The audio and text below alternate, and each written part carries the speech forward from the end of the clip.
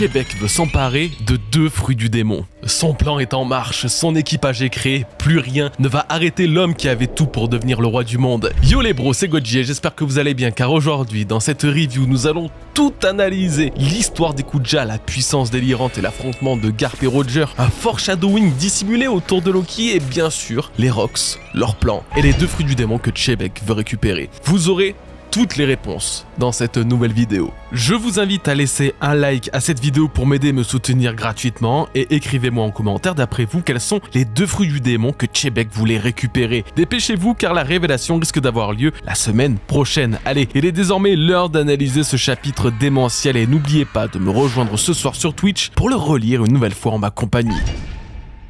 On commence ce chapitre en beauté, messieurs, dames, littéralement, c'est le cas de le dire. Dans cette première partie, Oda nous offre le plaisir visuel d'une rencontre entre l'équipage de Roger avec Garp, mais surtout avec l'équipage des pirates Kuja qui sévissaient sur les mers. Les plus belles femmes du monde faisaient des ravages il y a plus de 40 ans, de par leurs compétences exceptionnelles au combat et leur beauté envoûtante qui ne laissait rien ni personne indifférent. Parmi elles, 2 se distinguent, Gloriosa, connue aujourd'hui comme Mami Nyon, et qui rejoindra plus tard l'équipage des Rox, assistant à la destruction de God Valley. L'autre, c'est Shakuyaku, plus communément appelée Shaki. Si aujourd'hui elle semble couler des jours heureux auprès de Rayleigh, elle était autrefois la femme la plus courtisée du monde, une véritable idole qui dépassa Gloriosa en popularité, bien que cette dernière était la capitaine des Kuja. Nous découvrons alors que même l'équipage de Roger n'était pas insensible à la beauté de Shaki. Roger en particulier, du haut de ses 33 piges, n'hésitait pas à déclarer ouvertement son amour à la jeune Shaki, âgée alors de 20 ans. Une situation à un écart d'âge finalement très similaire à Bois Hancock, 31 ans et impératrice d'Amazon Lily, folle amoureuse de Luffy, 19 ans et futur roi des pirates. Alors, nous apprenons plusieurs choses dans ce début de chapitre qui méritent d'être notées, évidemment. Gloriosa était folle amoureuse de Roger, un amour pas réciproque donc, mais qui apporte une réponse à cette question en suspens au chapitre 522. De qui Gloriosa était-elle amoureuse dans sa jeunesse, l'ayant poussée à quitter Amazon Lily? Il faut croire que c'était Roger, du coup. En gros, c'est dans ce chapitre qu'elle aurait failli succomber à l'ouragan de l'amour, comme le montre cette case où Gloriosa, souffrante, se plaint d'une douleur à sa poitrine, exactement comme Hancock lorsqu'elle tomba amoureuse de Luffy. Cette scène remonte 44 années en arrière, l'année de la formation des Rox, et c'est sûrement peu après qu'elle décidera d'abandonner son rôle d'impératrice d'Amazon Lily ainsi que son rôle de capitaine des Kuja, donnant le lead à Shaki, sa vice-capitaine. Sauf que pour Shaki, ça ne durera pas longtemps non plus, puisque chapitre 498, donc il y a 2 ans dans la chronologie de One Piece, elle révélait être traquée par Garp il y a 42 ans avant de se ranger. Donc elle a très probablement souffert de la même maladie d'amour que Gloriosa avait pour Roger, mais 2 ans plus tard, ce fut cependant Rayleigh, l'heureux élu du cœur de Shaki. Ensuite, celle qui prendra sa place, c'est Toritoma. Alors Toritoma nous a été révélée dans le SBS du tome 109 par Oda. Il y a fort à parier qu'elle fut l'une des souveraines les plus durables de la tribu des Kuja, puisque Hancock est impératrice d'Amazon Lily depuis 13 ans, sûrement depuis que Toritoma, la précédente impératrice, est décédée. Son règne aurait alors duré 29 ans, un record absolu. Bien sûr, c'est incroyablement tentant d'imaginer que Toritoma est la mère de Luffy. Après tout, toutes les impératrices Kuja sont liées à de grands noms du monde. Roger, Rayleigh, aujourd'hui Luffy. Pourquoi elle ne serait pas tombée amoureuse de Dragon dans ce cas-là? Eh bien, Luffy a 18 ans. Il se sera alors rencontré il y a une vingtaine d'années et il n'y aurait strictement aucune raison qu'elle meure d'amour des années et des années après être tombée amoureuse de Dragon, sachant que lui, pendant tout ce temps, il n'a cessé de bosser avec les révolutionnaires. Donc il y a un autre personnage qui a fait chavirer le cœur de Toritoma. J'ai pas de piste particulière, si ce n'est que ça peut coller avec Harald qui est décédé juste 1 an avant elle. Il n'était peut-être pas amoureux à son tour, mais elle oui, et sa mort il y a 14 ans sur Elbaf aurait également provoqué celle de Toritoma dans l'année qui a suivi. Bon alors je sais que les amourettes dans One Piece ça intéresse pas tout le monde, hein, quasi personne même, je le comprends, mais en vrai pour le coup ça répond à des petites questions interrogations qu'on avait depuis quelques années et je trouve ça cool d'en parler. Là du coup on peut revenir vite fait sur Gloriosa et quand même se demander comment elle a atterri chez les Rox du coup. Je pense qu'après avoir totalement quitté les Kuja et leur équipage, soit elle a cherché à rejoindre les Rox qui était l'équipage le plus connu et le plus terrible révélé la même année, soit ce sont les Rox qui l'ont recruté après avoir découvert qu'elle voguait sous aucun drapeau. Je penche pour la première option, en particulier à cause de cette petite case introduisant Kyo, Hache d'argent, disant que par l'intermédiaire de Rox, les puissants attiraient les puissants. Il faut croire que Gloriosa a été attirée par l'aura de cet équipage qui était sans le moindre doute le plus puissant du monde à cette époque. Elle y serait allée bien évidemment après avoir quitté son rôle d'impératrice Kuja, et donc après avoir quitté son rôle de capitaine des pirates Kuja. Et c'est d'ailleurs parfaitement le temps de parler de puissance, les bros, puisqu'on en vient à la partie Roger versus Garp. Alors que Roger se faisait dépouiller par les Kuja, le plus grand héros de la marine débarque, traquant le futur roi des pirates, son plus grand rival. Un clash a lieu entre ces deux légendes qui marque par-dessus tout le tout premier affrontement jamais vu entre eux pour nous, lecteurs.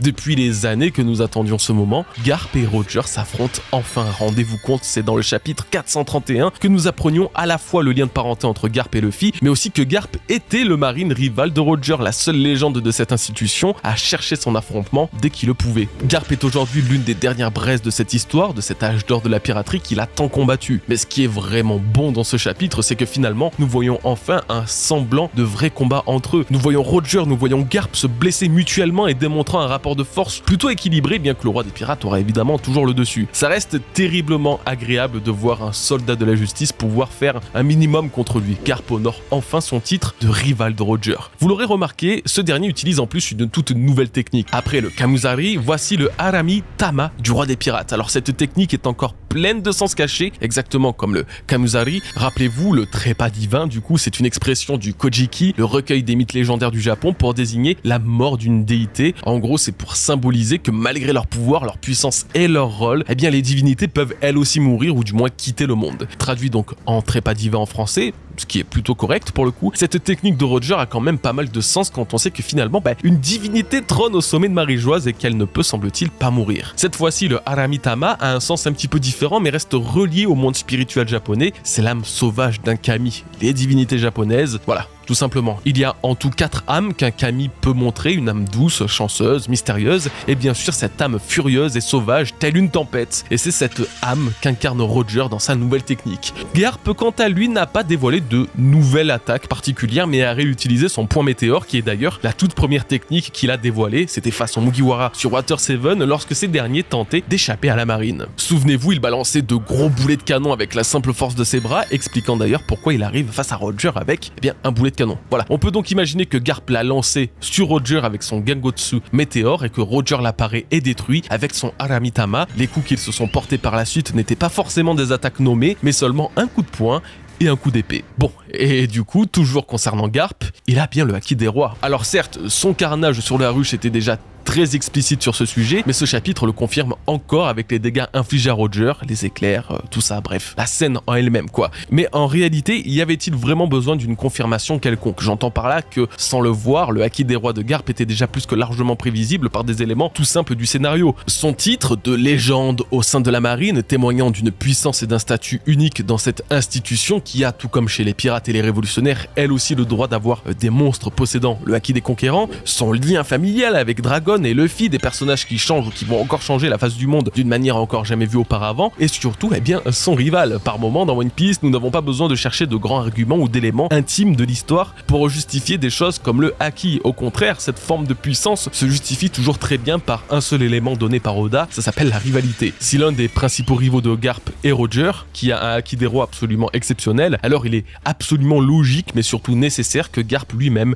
ait un haki capable de rivaliser avec le sien. Tout comme Mihawk, rival de Shanks et futur ennemi final de Zoro, sera lui aussi un utilisateur de haki des rois capable de fendre les cieux, que Barbe Noire lui également aura un haki des rois aussi puissant que celui de Luffy, ou encore que dans son rôle d'aile du roi des pirates, Sanji pourrait totalement débloquer ce pouvoir à l'instar de Gaban, plus puissant Nakama de Roger après Rayleigh. Cette logique, elle s'applique de partout et tout le temps dans One Piece, permettant de prédire le déroulement de certains combats ou en tout cas de déterminer qui aura telle capacité à tel moment. Alors que Garp est aujourd'hui un pouvoir et une puissance capable de faire vibrer le roi des pirates en personne, ce n'est pas une surprise puisque ça fait plus de 700 chapitres qu'Oda nous le répète. Et même en prenant ce personnage dans son ensemble, la place de Garp dans l'histoire est trop importante, trop précieuse. Dites-vous qu'avec Shanks et Luffy, c'est le seul personnage qui avait déjà sa place au sein de l'œuvre dans le préquel de One Piece. Dans sa version, il était carrément le remplaçant de Shanks, apparaissant comme la figure mentor d'exemple pour Luffy qui souhaitait suivre ses traces de pirate, car oui, Garp était aussi un pirate à ce moment-là. Comme je vous le disais, les marines aussi se doivent d'avoir des monstres de puissance dans leur rang, avec un haki rivalisant directement avec ceux des plus grands pirates. L'inverse serait anormal, illogique, et c'est précisément pourquoi Garp ne sera pas le seul à posséder ce pouvoir dans la marine. Nous savons déjà grâce au Vivecard que Sengoku aussi possède le haki des rois, justifiant à la perfection son titre d'amiral en chef, mais aussi l'estime qu'avait Roger pour lui quand il demandait à ce que la marine lui ramène de vrais adversaires tels Garp ou Sengoku justement. Maintenant que Sengoku n'est plus actif en tant que soldat, on peut alors parfaitement imaginer et justifier le haki des rois de l'autre amiral en chef qui l'a remplacé, Akainu, qui est très clairement celui dominant la puissance actuelle des amiraux de la marine. Toujours dans le même style, Garp a entraîné pendant plus de 2 ans celui qui prendra un jour sa relève en tant que héros. On parle là de Koby, il est celui dont le potentiel dépasse largement n'importe quelle marine actuelle, il est celui écrit et introduit par Oda pour devenir le rival de Luffy, au même titre que l'était Garp pour Roger. Si pendant des années cette symbolique semblait hors d'atteinte malgré l'évolution phénoménale de Koby, ses dernières actions sur la ruche et le sacrifice plus que symbolique de Garp pour le protéger a totalement chamboulé la vision que l'on avait de ce petit personnage, de ce Koby, lui qui n'était pas capable de donner un seul coup de poing, a en seulement 2 ans, sans fruit du démon, réussi à utiliser le haki de l'armement avancé en détruisant le bras titanesque de Pizarro. Tout ça après avoir subi un entraînement secret digne des plus puissants marines de One Piece. Alors oui, si Garp a aujourd'hui le haki des rois, il est d'une parfaite continuité logique et scénaristique qu'une poignée d'élus le possède aussi au sein de la marine,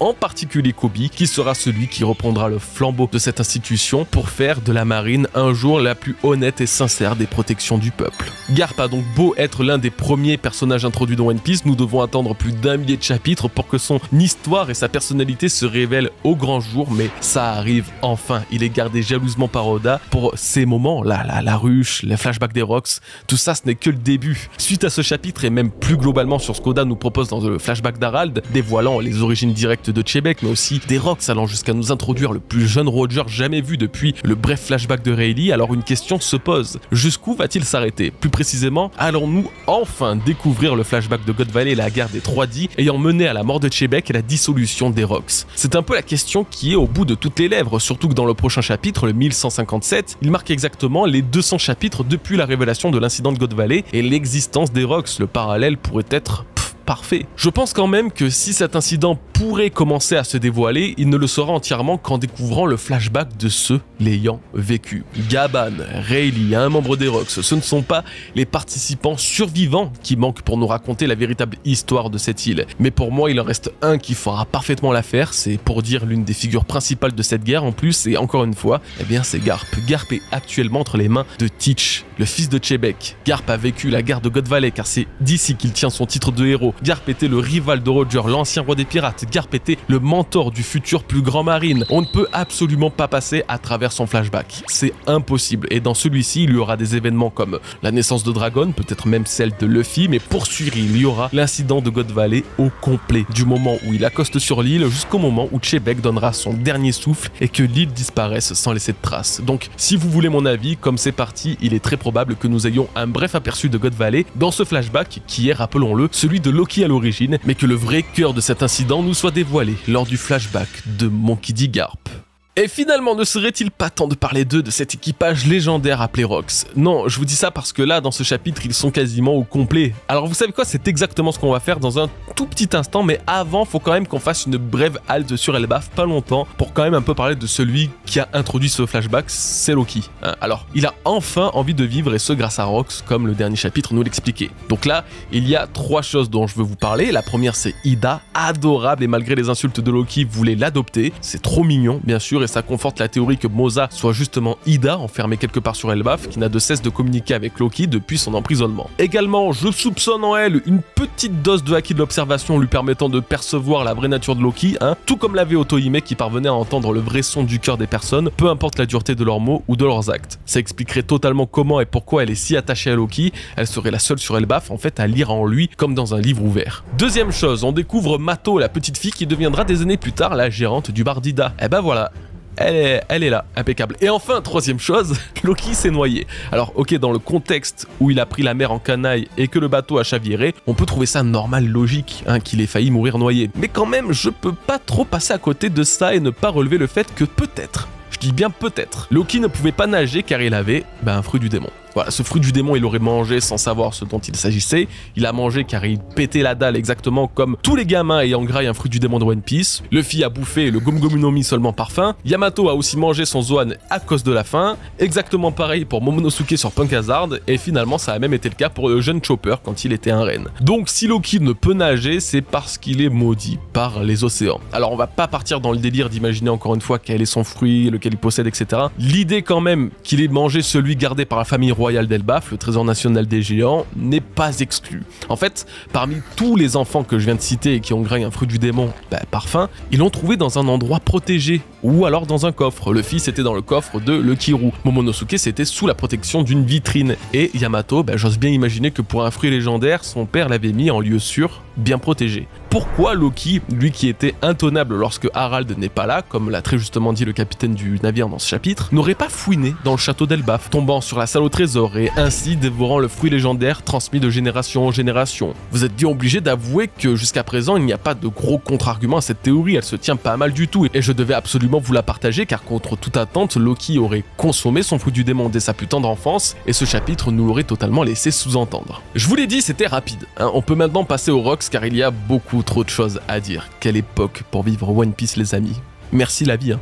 Merci. Ça y est, nous sommes donc l'année même de la création des Rocks par Chebek. Ce chapitre se déroule il y a 44 ans. Kaido venait à peine de rejoindre l'équipage que d'autres monstres ne cessaient d'affluer sur la ruche, qui au passage n'a pas toujours eu cette apparence de crâne, comme en témoignent les deux trous que vient de creuser Chebek dans la roche. Aujourd'hui, nous découvrons alors deux choses importantes dans ce chapitre. Hache d'argent apparaît officiellement et Chebek révèle son plan pour conquérir le monde en récupérant les deux fruits du démon bien précis qui restent pour l'instant inconnus pour nous. Bien sûr, nous allons tout analyser de fond en comble et plus encore, et on va commencer par le mystérieux Kyo. Alors Kyo est un Yakuza et d'après sa réputation, le rival direct de Shiki, lui aussi Yakuza par ailleurs. C'était le dernier des membres des Rocks à avoir été introduit parmi ceux présentés au chapitre 957. Autant Babel, Marlon, Stussy n'ont pas été cités par Sengoku. Par contre, Lion d'Or, Hache d'Argent, Captain John et Wang Zi étaient vraiment au centre de l'attention. Alors aujourd'hui, il ne fait pas partie officiellement de l'équipage, mais il s'apprête à le rejoindre, ce qui donne encore une fois une sensation assez unique dans l'introduction de ce personnage, dont on verra probablement la rencontre avec Rox et Shiki dans le prochain chapitre, confirmant alors aussi que le flashback n'est pas encore terminé. On va déjà parler de son titre et son nom,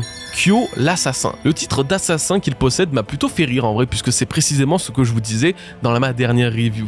Les Rocks étaient davantage un regroupement de bandits et de criminels, il était donc probable qu'on découvre plus tard que d'autres membres du crime organisé en fassent partie, comme un chasseur de primes ou justement un assassin. C'est cool que ça se valide et j'espère vraiment maintenant qu'on en verra d'autres, notamment les chasseurs de primes qui sont tristement abandonnés par Oda depuis des années. Jill Bastard est notre dernier espoir, même si dans son histoire d'origine il était plutôt la cible des chasseurs de primes. Oda va peut-être procéder à une petite modification qui serait vraiment bienvenue pour le coup. Maintenant concernant son nom, Kyo, quand on fait des petites recherches et tout, on tombe direct sur un truc qui te met dans l'ambiance concernant ce perso. Ça symbolise la malchance, les calamités, le désastre, bref, c'est très fort en malveillance. Voilà. Ça me fait aussi pas mal penser au principe de calamité chez Kaido avec King, Queen, Jack, qui représentaient des catastrophes naturelles et étaient les trois plus puissants de son équipage. Est-ce que Hache d'Argent faisait partie aussi des plus puissants membres des Rocks, malgré la présence de 3 futurs empereurs? Je sais pas.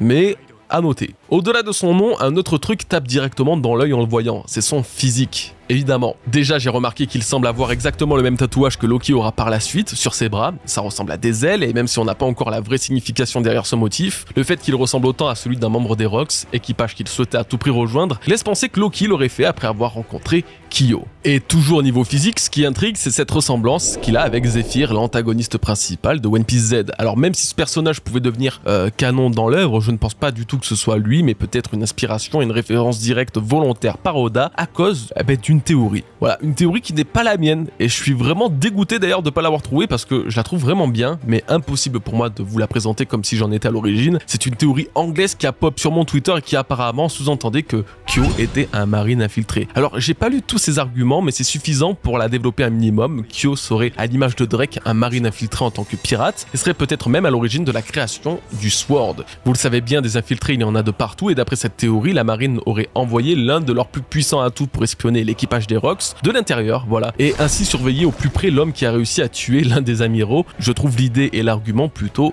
très convaincant. De toute façon, il faut bien un traître dans l'histoire des Rox, et que ce soit Kyo avec son introduction si singulière et particulière me semblerait totalement cohérent. Ok, alors là on reste encore avec les Rox, mais maintenant on va parler vite fait de Babel, l'homme poisson. En gros, il n'y a pas grand chose à dire dessus parce que rien de spécial nous est révélé à son sujet. On l'a vu aux côtés des Rox sur God Valley, mais jamais il n'a été mentionné avant cela. Point intéressant quand même, ses cheveux qui ressemblent en tout point à ceux de Luffy dans sa forme Nika, alors que sur God Valley il était rasé. Là, le seul truc que je sais pas que je peux vous dire, c'est que soit Babel avait le Zoan de Nika éveillé là dans ce chapitre, ce qui me paraît purement et simplement délirant, donc on va très vite oublier cette théorie, parce que simplement j'accepte pas qu'Oda nous introduise un précédent dieu du soleil aussi brièvement et bizarrement introduit. Voilà. L'autre idée serait que quand même, si ce ne sont pas ses cheveux normaux, alors Babel est sous l'effet d'un éveil de Zoan. Ses cheveux enflammés là sont visibles chez Lucci, Kaku, qui ont éveillé leur Zoan, alors pourquoi pas? Autre détail important, le poisson-chat a un mythe bien à lui au Japon, le terme Namazu qui désigne Babel dans ce chapitre en japonais peut faire écho à Onamazu, une créature légendaire japonaise qui était un énorme poisson-chat vivant dans les profondeurs de la terre capable de générer des séismes.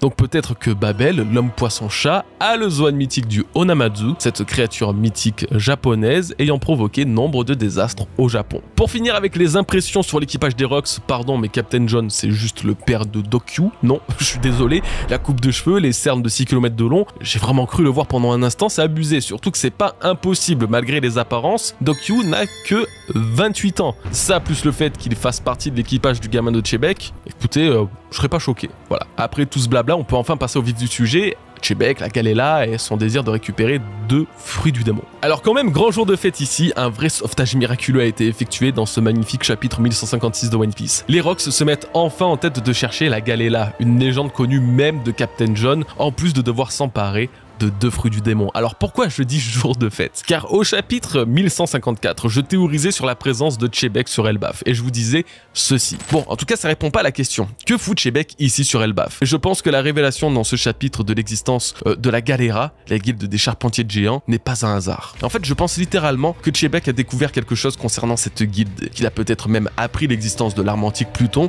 et qu'il cherche à s'en emparer, ce qui l'a mené vers les géants. Bon, j'avais pas entièrement raison car ce n'était pas la raison pour laquelle Chebek est venu sur Elbaf la première fois, mais le feeling était bon. Chebek s'intéresse à ces géants congelés. Mais du coup, cette guilde de charpentiers légendaires, c'est qui et c'est quoi déjà? Pourquoi il s'en soucierait? Eh ben, je vais paraphraser ma review du chapitre 1154 et c'est pour Pluton, les amis. La guilde des géants de la Galela serait d'après ma théorie les concepteurs de Pluton, puisque cette arme antique monstrueuse a vu le jour sur Water 7 d'après Iceberg, ce dernier qui a d'ailleurs ressuscité la Galela en donnant leur nom à sa propre guilde de charpentiers. Nous apprenons durant Enies Lobby et par Franky que la volonté des concepteurs était en fait la création d'une deuxième arme antique similaire à Pluton grâce au plan hérité de génération en génération pour contrer le Pluton originel. En gros, si Pluton venait à être libéré de Wano et qu'il tombait entre de très mauvaises mains, eh bien les charpentiers de la Galela, et que ce soit donc les géants ou Franky et Iceberg, etc., pouvaient créer un autre Pluton, une autre arme antique pour contrecarrer sa puissance. Aujourd'hui, Chebek veut détruire le gouvernement, donc la Terre Sainte de Marie-Joise, et cette quête des géants de la Galela signifie qu'il veut trouver par tous les moyens ceux qui ont construit une arme antique pouvant détruire une île sans laisser de traces. Chebek ne parviendra normalement jamais à mettre la main dessus car les plans sont pour l'instant en possession des charpentiers de Water 7, tandis que le vrai Pluton repose sous Wano Kuni, chose qu'Oden ne découvrira que durant son voyage avec Roger. Par contre, ce qu'il n'a pas pu faire lui, Barbe Noire lui réussira. En apprenant la position de Pluton par Caribou, Barbe Noire irait alors en direction de Wano pour libérer le pouvoir d'une arme antique, Pluton, grâce au Gura Gura no Mi, le fruit des tremblements, qui détruira et ouvrira les frontières du pays des samouraïs. Donc ça, c'est ma théorie ultime à ce sujet, et c'est celle que m'a évoqué Chebek et la révélation de la Galela il y a plusieurs semaines. On arrive doucement vers cette validation et je suis vraiment pour le coup très content d'avoir pu pré-shot les plans de Chebek. Maintenant, on peut se poser la question de comment ils connaissent l'existence de la Galela et surtout que compte faire Chebek pour les libérer. Vu son lien avec Harald, il est très probable qu'il ait découvert leur existence grâce à lui, mais plus encore, il a dû découvrir que ces géants étaient liés à l'arme antique Pluton, d'où son désir de les récupérer car après tout, quelle autre arme antique pourrait détruire Redline et Marie-Joise? Maintenant, Chebek a un autre objectif qui semble complémentaire à celui-ci dans sa quête de la Galela, ça va être le nouveau sujet de la review, les 2 fruits du démon. Bon, que sont ces 2 fruits du démon que Chebek voulait posséder à tout prix pour accomplir son plan de conquête mondiale à travers la destruction de la Terre Sainte. Ce que nous savons pour le moment, c'est que l'un d'eux se trouve sur Elbaf, il s'agit de son trésor national, celui qui a disparu lors de la mort d'Harald il y a 14 ans. Donc là, ça va être très clair, on va purement et simplement passer en revue toutes les possibilités et les théories sur l'identité de ces fruits. On va reprendre depuis le début pour essayer de ne pas louper cette énigme qu'Oda risque de dévoiler dès la semaine prochaine. Pour ce faire, rien de plus simple, je vais dresser une liste des fruits du démon que je considère comme potentiellement légendaires, mais aussi adaptés au plan de Chebek, et j'expliquerai absolument tout l'intérêt de ces fruits juste après. Dans cette liste que j'ai imaginée, nous avons donc le Ito Ito no Mi modèle Nika, mais aussi le modèle normal détenu par Chopper, le Yami Yami no Mi, le Ope Ope no Mi, le Gura Gura no Mi, le Bara Bara no Mi, le Mero Mero no Mi, le Shima Shima no Mi, le Goro Goro no Mi, et bien sûr un fruit du démon n'étant pas encore introduit dans One Piece, on verra ça après. Ça fait beaucoup, des noms peuvent paraître improbables et décalés, mais vous verrez que je justifierai la présence de chacun d'eux avec divers arguments qui sont, je trouve, assez concluants. Avant qu'on commence, dites-moi en commentaire, vous, lesquels, parmi ces fruits ou même les fruits que je n'ai pas encore cités, vous imaginez convoités par Chebek. Voilà, j'ai très hâte de voir vos avis sur le sujet et découvrir quel potentiel fruit du démon j'ai pu oublier ou passer à côté. Et on commence directement avec celui en tête d'affiche, le premier auquel tout le monde a pensé évidemment, le Ito Ito no Mi modèle Nika. Bon, alors c'est étonnamment difficile d'expliquer quelque chose d'aussi logique, mais du coup effectivement ce fruit du démon a toutes les raisons d'être recherché par Chebek, notamment d'être celui présent sur Elbaf en tant que trésor national de la famille royale. Pour moi il y a quand même quelques couacs chronologiques pouvant mettre en péril la théorie du fruit de Nika chez les géants, mais si on se focus seulement sur les attentes de Chebek, eh bien c'est littéralement le fruit du dieu ennemi du gouvernement. Voilà, si Chebek était bien esclave comme je le disais dans ma dernière review, un enfant persécuté par le gouvernement, il aurait totalement pu découvrir le mythe de Nika et même apprendre son existence à travers le fruit du démon du même nom. Ainsi, il se serait mis en quête de le chercher afin de l'aider dans son plan de destruction, parce que oui, Nika est aussi un dieu destructeur comme les géants le sous-entendaient. De plus, il dit que Harald pourrait utiliser ce fruit à son plein potentiel en le mangeant, probablement car le roi des géants connaît parfaitement la légende de Nika et le rôle qu'il a dans l'histoire, tout en possédant une puissance exceptionnelle. Le combo serait alors parfait pour exploiter ce fruit au maximum. Mais vous aurez remarqué que je ne cite pas que le modèle Nika parmi les Ito Ito no Mi. Il y a aussi celui de Chopper, le Zoan de l'humain basique. Alors pourquoi me direz-vous? Eh bien, je vous en avais déjà parlé dans la review du chapitre 1044. Vous savez, c'est un petit chapitre de 2022 qui a tout juste dévoilé le Gear 5 et le véritable nom du Gomu Gomu no Mi. Voilà.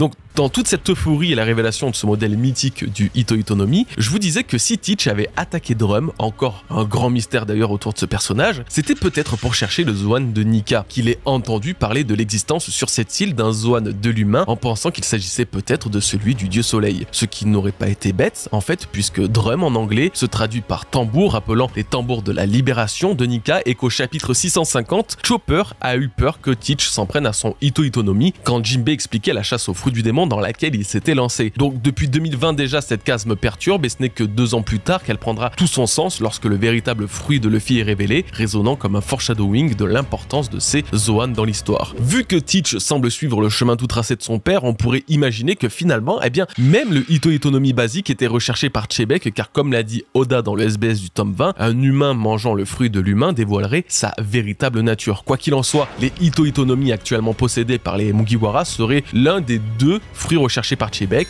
et qu'ils représentent le trésor d'Elbaf ou non. On passe à un nouveau fruit du démon potentiellement recherché par Rox, évidemment c'est mon préféré dans toute cette liste, le Yami Yami no Mi. Alors je vais pas préciser à chaque fois si ce fruit en particulier est le trésor d'Elbaf ou non, parce que ça rallongerait trop pour rien l'analyse de cette partie. Partez du principe que tous les fruits du démon jusqu'à preuve du contraire sont des potentiels trésors d'Elbaf. Voilà. Donc le Yami Yami no Mi, Logia des ténèbres possédé par Teach, a pour moi toutes les qualités pour être recherché par Chebek. Il coche juste toutes les cases. C'est le fruit le plus démoniaque de tous, en étant le Logia unique en son genre, pouvant laisser sous-entendre qu'il cache un secret similaire à celui du Gomu Gomu no Mi, en étant peut-être d'un modèle différent, un Zoan mythique, admettons. C'est le fruit que Teach, le fils de Chebek, a cherché toute sa vie, peut-être car c'était justement l'un des 2 fruits nécessaires à Chebek pour dominer le monde. Ma théorie jusqu'à preuve du contraire restera toujours que Chebek possédait ce Logia et qu'il a englouti God Valley avec. C'est celui aussi qui permettait, d'après les informations que nous avons à son sujet, d'extraire les pouvoirs des autres utilisateurs de fruits du démon combinés au corps spécial de Barbe Noire. Il lui permet d'utiliser simultanément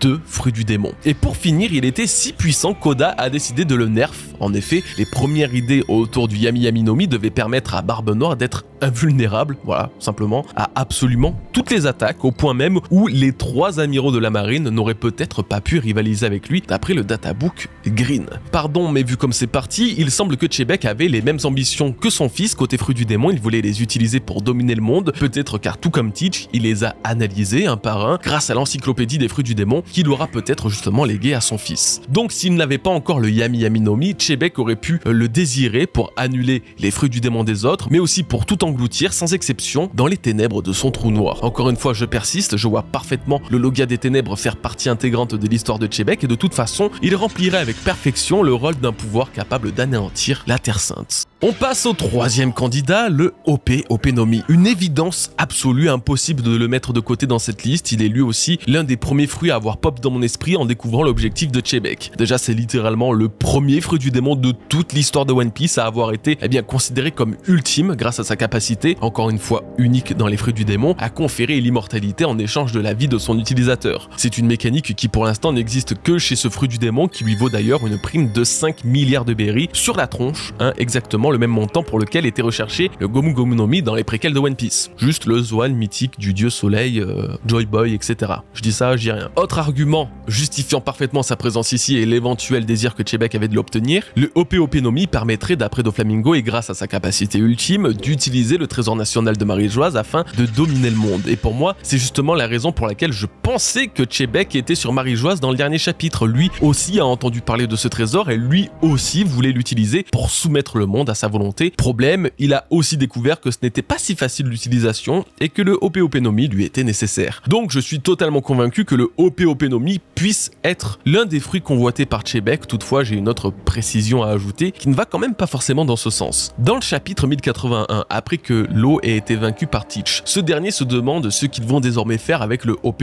no Mi, hésitant entre le vendre et l'utiliser tout en connaissant bien le pouvoir ultime qui est de rendre immortel. Je trouve ça assez étonnant que si Chebek avait vraiment comme désir d'utiliser le OP no Mi pour le trésor de Marie-Joise, que son fils de son côté, lui, hésite à le vendre, voilà, des années plus tard. En connaissant le potentiel de ce pouvoir, ne vaudrait-il mieux pas le garder, même l'utiliser, surtout si son père lui-même le recherchait? Après, en vrai, excepté cette petite interrogation, je trouve le OP no Mi parfaitement placé dans cette théorie. On passe au Gura Gura no Mi, là aussi un fruit passionnant et à mon sens beaucoup trop sous-estimé, étonnamment. On connaît tous son potentiel délirant, capable de détruire le monde, etc. Mais justement, pour que ce fruit du démon soit possédé par l'ancien plus puissant pirate après Roger et après cela convoité par Barbe Noire et ses désirs de conquête mondiale, ne serait-ce pas là un indice suffisamment fort pour justifier un rôle central dans le futur? Sans tourner autour du pot, je pensais à l'origine que le Gura Gura no Mi allait être utilisé par Barbe Noire pour détruire les frontières de Wano Kuni, les barrières même, libérant ainsi l'arme antique Pluton, et je le pense toujours, de toute façon voilà. Je reste persuadé que si Teach a récupéré ce fruit du démon précisément, c'est pour une bonne raison, pas pour détruire le monde, car le Yami Yami no Mi, je pense, le permettrait sûrement, et de toute façon, qui voudrait détruire entièrement ce qu'il souhaite conquérir? Ça n'a pas de sens. Non, je pense que le Gura Gura no Mi sera utilisé pour briser quelque chose, et c'est peut-être ce fruit que recherchait Chebek pour détruire Redline.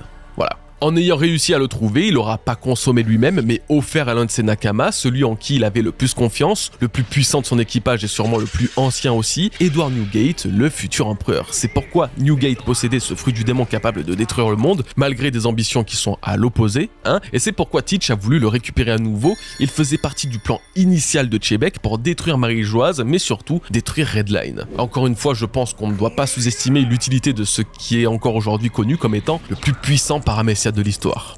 Et c'est parfait puisque juste après le fruit du démon de l'empereur le plus mémorable de One Piece, vient le fruit du démon de l'empereur le plus frauduleux de l'œuvre, le Barabara no Mi de Baggy.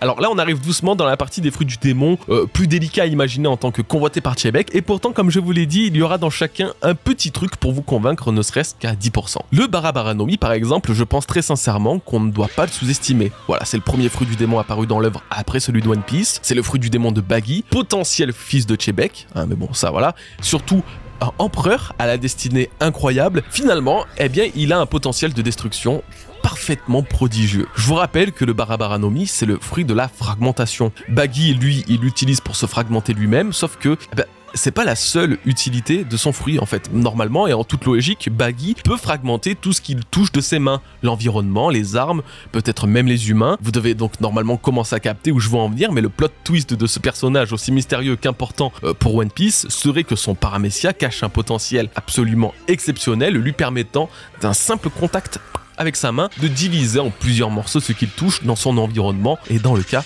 d'un éveil. Si on part du principe que le plan de Chebek consiste à détruire la Terre Sainte et donc Redline à nouveau, alors l'utilisation maximale du Barabaranomi pourrait peut-être permettre une telle folie. Bien sûr, dans l'état, c'est difficile à imaginer entre les mains de Baggy, mais il est bien possible qu'à l'époque de Chebek, il se voyait lui-même utiliser ce fruit du démon pour diviser le continent qui divise lui-même le monde entier. Très sincèrement, mettez une option sur ce fruit, comme ça si ça passe, personne ne fera les choquer.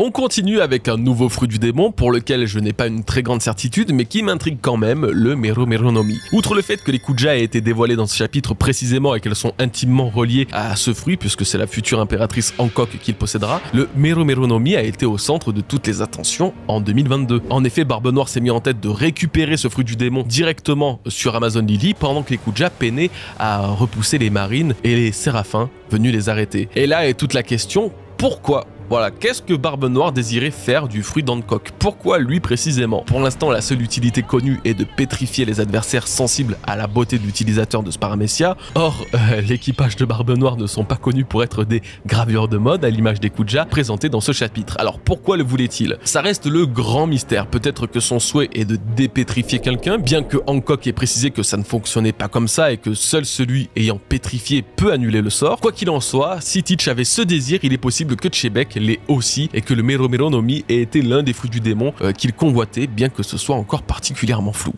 Autre fruit du démon intéressant mais sur lequel je ne miserai pas du tout un bras et une jambe, le Shima Shima no Mi. J'aime l'idée pour deux raisons. C'est un fruit qui a été possiblement récupéré par Teach pour le conférer à l'un des membres de son équipage, Pizarro en l'occurrence, car il était utile pour son plan de domination. Voilà, on sait que Teach chasse les fruits du démon et que normalement il récupère ceux qui seront utiles pour son plan final, le Shima Shima no Mi en ferait partie. L'autre raison c'est que ce fruit du démon permet le contrôle total et absolu d'une île sans savoir jusqu'où son emprise peut s'étendre. Encore une fois, si Chebek cherchait à viser précisément la Terre Sainte dans son intégralité et non juste Marie-Joise, alors le Shima Shima no Mi pourrait peut-être permettre le contrôle total de Redline. C'est giga théorique, c'est pas l'idée qui ira me convaincre à 100% comme je vous le disais, mais quand même dans cette quête au fruit du démon rêvé, ça serait dommage de ne pas le mentionner. Dans le même principe de fruit du démon what the fuck, on a le Goro Goro no Mi d'Ener. Alors encore une fois, il n'y a que deux petits arguments qui me le font ajouter dans cette liste, mais c'est tout d'abord qu'il est considéré par Robin comme le plus puissant des Logia lors de son introduction. Mais aussi, quand même, encore aujourd'hui, c'est le seul fruit du démon ayant montré dans sa puissance maximale la capacité de faire disparaître une île sans laisser de traces. Alors oui, le Gura Gura no Mi est bien sympa, il peut détruire le monde, tout ça, mais le seul qu'on a vu vraiment à l'œuvre capable de faire disparaître une île d'une seule attaque, c'est celui d'Ener, le dieu Ener qui a anéanti Skypiea. Est-il si improbable que Chebek n'ait voulu ni plus ni moins que de la puissance brute, une puissance conférée par le Logia de la Foudre, qui peut éradiquer une île grâce à son Reigo, un pouvoir qui sera plus tard détenu par un dieu mais qui était recherché par celui voulant faire chuter les divinités de son monde? Pourquoi pas, ça a beau me paraître simple, trop simple même, je me dis quand même que le Goro Goro no Mi reste jusqu'à présent le seul fruit du démon à avoir dévoilé un tel potentiel de destruction. On arrive finalement au bout de cette liste de fruits du démon qui pourrait être recherché par Chebek pour son plan final de destruction et de domination. Si ça pouvait être très stylé de penser à tout ça et tout, il reste quand même une dernière hypothèse. Et s'il s'agissait d'un fruit du démon qu'on ne connaît pas ou même qu'on ne soupçonne pas du tout. Voilà, je prends par exemple au potentiel fruit de Loki s'il en a un, ou même au fruit de Bonnie qui semble très spécial pouvant manipuler les futurs alternatifs, sans omettre le fruit de Ace bêtement qui pourrait permettre de faire fondre la glace des géants de la Galela. Il y a aussi les fruits du démon récupérés par Teach dans toute cette liste comme celui d'invisibilité ou celui de Devon qui ne sont pas puissants à proprement parler, mais exceptionnellement utiles dans le cadre d'une infiltration sur Marie-Joise. Bref, moi j'ai adoré chacune des propositions que j'ai pu vous faire, du Yami Yami no Mi au Goro Goro no Mi. Chacun de ces fruits siérait à la perfection au plan de Chebek et j'espère que mon raisonnement était assez logique pour vous convaincre. L'équipage des Rox est au complet, ils sont exceptionnels, beaux, terrifiants et j'en ai même envie de donner pour une fois mon avis un peu global sur le chapitre, voire même critiquer certains aspects. Honnêtement, là où je trouvais pas mal de défauts de dessin à Oda depuis quelques mois et quelques années, j'ai vraiment adoré la DA de ce chapitre. Voilà, je sais pas, alors certes, Shaki a aussi dégagé un acquis de la beauté de fou, hein, je l'imaginais pas si belle dans sa jeunesse et elle a été parfaitement mise en valeur dans les dessins de ce chapitre, mais il y a aussi les Rox, j'ai vraiment kiffé les voir avec leurs bonnes proportions et leur taille, voilà. Le fait de voir Stussy qui a une taille humaine à peu près normale de 1,79 m paraît vraiment petite à côté de tous les autres. Pareil pour John, et ça n'a fait qu'accentuer, je trouve, l'aura de fou de cet équipage. Big Mom, Newgate, même Shiki, ils sont magnifiques et j'ai beaucoup aimé voir un Kaido aujourd'hui si terrifiant et craint, etc., être totalement inoffensif face à un Chebek protecteur envers Harald. Ça aussi d'ailleurs, c'était trop cool. Découvrir Chebek aussi attaché à Harald, le considérer comme un pote et réagir exactement comme Luffy réagirait si on parlait mal de Shanks, en fait, ça m'a fait vraiment que dédiaboliser ce personnage que l'on pensait sanguinaire et ce, même avec ses proches. Donc Chebek était bien plus un bon qu'on le pensait et ce flashback ne fait que le prouver en fait. J'aime aussi la tournure que prend l'histoire et ce qu'il peut potentiellement nous révéler par la suite tout en gardant toujours cette part de mystère dingue. Par exemple, le prochain chapitre, c'est 1157, qui peut faire référence au 957 avec God Valley exactement, mais aussi au chapitre 157 qui introduit officiellement Ace dans l'œuvre. Est-ce que nous verrons Roger dans le prochain chapitre avec peut-être une rencontre de Rouge, la mère de Ace? Ça serait pas bête. Il y a aussi ce satané œuf sur le bateau de Roger qui est toujours là, nous confirmant aussi quelque chose de primordial, chose qu'on ne savait pas forcément avant. Il ne l'a pas récupéré sur Lodestar puisqu'à cette époque il n'avait pas encore fait le tour du monde. J'aime qu'Oda continue de nous le teaser indirectement. Ce que j'ai un peu moins aimé par contre, c'est ce sentiment de faim après avoir vu le clash de Roger avec Garp là. On n'a pas le droit d'en voir un petit peu plus. Oda va continuer longtemps là ces trucs à faire des clashs temporaires d'une seule case avec des personnages et après passer à la suite sans pour autant destiner tout le chapitre à ce combat. Ça reste frustrant, il aurait pu nous montrer quelques trucs en plus, voilà, je sais pas. Et bien sûr, autre frustration qui ne vient pas d'Oda pour le coup mais de Harald. Frérot, il serait peut-être temps que t'ouvres les yeux sur Loki, non? Ce gamin, il est triste, il est abandonné, il fait n'importe quoi et t'as l'impression que Harald, lui, c'est ok. Voilà. Un mec a failli noyer son gosse, si c'était pas Ida qui prenait sa défense, il laissait couler. C'est ok. Alors, j'aime bien le pacifisme. Au contraire, c'est le principal, c'est la plus belle chose dans One Piece et même dans le monde. Faut quand même un peu doser, je pense, à un moment, non? Donc, ouais. Voilà, bon, globalement, ça reste toujours un plaisir. Ce flashback est une pépite. Le découpage est bien mieux que d'habitude et surtout, même si ça peut paraître flou, ce mélange de tous les flashbacks en un seul, j'arrive pas à ne pas en profiter tant ce sont des moments qu'on rêvait d'avoir il y a de cela quelques années. Dites-moi en commentaire, vous, ce que vous avez pensé de ce chapitre, ses points forts ou ses points faibles, ce qui vous a plu et ce qui vous a déplu. On arrive doucement vers la fin de cette review, alors merci à vous de l'avoir regardé. J'espère qu'elle vous aura fait kiffer. Comme d'habitude, si vous voulez me soutenir et aider la chaîne, n'oubliez pas donc le petit like et le petit boost. Merci infiniment. On se retrouve ce soir en live sur Twitch et en attendant, je vous souhaite de passer une excellente journée. Prenez soin de vous et de vos proches. Peace les bros.